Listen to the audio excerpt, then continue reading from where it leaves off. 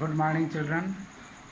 आज हम अपना अपना भाग्य कहानी के बारे में पढ़ेंगे। जैनेन्द्र जी द्वारा लिखा यह एक बहुत अच्छा उच्च कोटि का कहानी शीर्षक है। इसमें जैनेन्द्र जी ने बताना चाहा है कि हर व्यक्ति का अपना अलग भाग्य होता है। कोई किसी के भाग्य में भागीदार नहीं होता है, न किसी का वो भाग्य ले सकता है और न ही किसी के भाग्य में वो बाधक बन सकता है। इसलिए कहानी के माध्यम से उन्होंने बताना चाहा है कि चाहे बच्चा हो, बूढ़ा हो, जवान हो या कोई भी व्यक्ति हो, हर व्यक्ति का अपना भाग्य होता है और वो अपने भाग्य का अपने जीवन में आनंद लेता है। इस कहानी में एक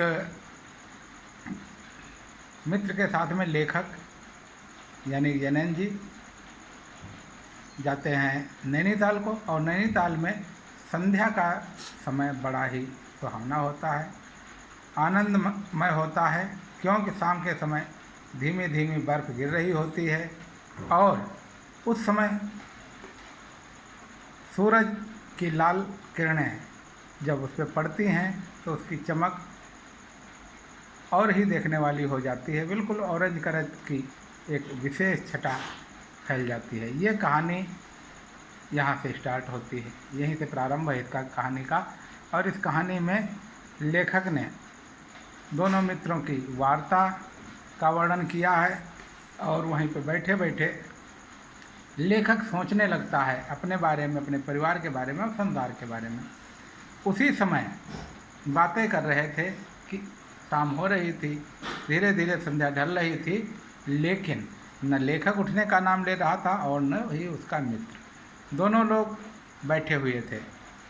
ठीक उसी समय एक काली छाया सी सामने से आती दिखाई पड़ी, क्योंकि बर्फ़ और घरे कोहरे के कारण वो स्पष्ट नहीं दिखाई पड़ रहा था, लेकिन मालूम पड़ रहा था कि कोई काली छाया आ रही। कुछ देर के बाद में वो धीरे धीरे कुछ दिखाने लगा और लगा एक बालक जो 9-10 साल का है वो आ रहा है। उसका चेहरा बड़ा बुड्ढो जैसा लग रहा था, दुबला पतला, झुर्रियाँ पड़ी हुई थी, क्योंकि उसको कुपोषण हो गया था, उसे भोजन नहीं मिला था। कई दिनों से हो सकता है न खाना खाया हो अथवा उसके पारिवारिक स्थिति वैसी नहीं रही होगी।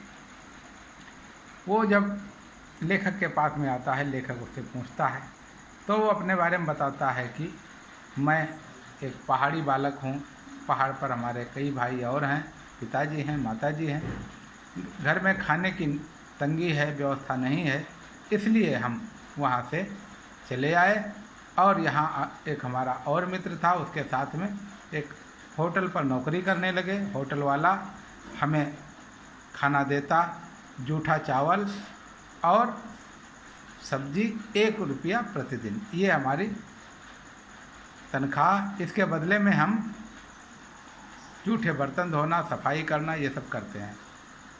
ये भी बताया कि जो हमारा साथी था उसको साहब ने मार दिया। क्यों?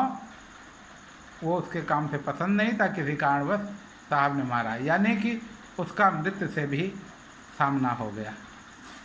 यह सोचते सोचते लेखक मन में उद्विग्न हो गया कि अरे देखिए, इतना छोटा सा बालक और उसके मृत्यु से अभी परिचय हो गया। और उसने बताया आज उसे सुबह से खाना नहीं मिला है और उसको मालिक ने काम से हटा दिया है।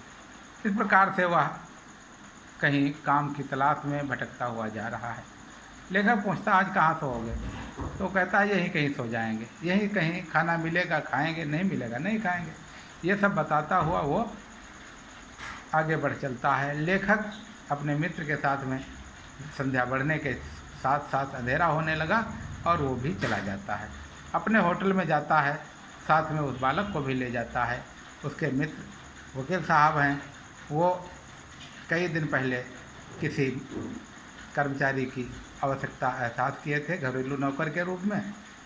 ये लेखक को अच्छा लगा कि चलो एक घरेलू नौकर के रूप में ये बालक मिल गया और हम अपने मित्र की सेवा इससे कर सकेंगे। गए, वहाँ बताया लेकिन लेखक काफ़ी देर के बाद में सामने आए तो 2-3 दुसाले ओढ़े हुए थे और काँप रहे थे। उन्होंने कहा, पूछा, जब परिचय बताया तो कहा, अरे पहाड़ी बच्चे ये बहुत नालायक होते हैं, इनको नहीं रखने वाला। आप भी कैसे व्यक्ति हैं जो मिला उसे लेकर के आ गए। उसे नौकर रखा जा सकता है, नौकर को जांच परख करके रखा जाता है, ऐसे नहीं रखा जाता। और ये सब बता करके वापस चले गए और उन्होंने अन्य कुछ पूछने की या बताने की चेष्टा नहीं की। परिणाम उसका ये हुआ कि लेखक आ गया और उसने भी खाना खाया और ये बात सुन कर के वह बालक चला गया और कहीं विलुप्त हो गया। दूसरे दिन जब लेखक अपनी मोटर में सामान रख करके घर की तरफ जा रहा था तो पता लगा कि यहीं पड़ोस एक पेड़ के नीचे एक कोई 9-10 साल के बच्चे का बर्फ़ में जमा हुआ शव मिला है। यानी कि पता लगा कि वही बालक जो कल इस बच्चे को मिला, इन लेखक को मिला था, वही बच्चा आज सर्दी के कारण, भूख के कारण मर चुका है। लेखक के मित्र ने कहा, यही अपना अपना भाग्य है मित्र। कोई दुसाले में भी कांपता है और किसी कांपते हुए को एक जोड़ी कपड़े नहीं मिलते हैं। कोई खाना मन से खाता है, कोई खाने के लिए तरसता है, कोई खाने को फेंकता है। इस प्रकार से अलग अलग जिस प्रकार का जैसा जिसका भाग्य है, ईश्वर उसको उसी प्रकार से देता है।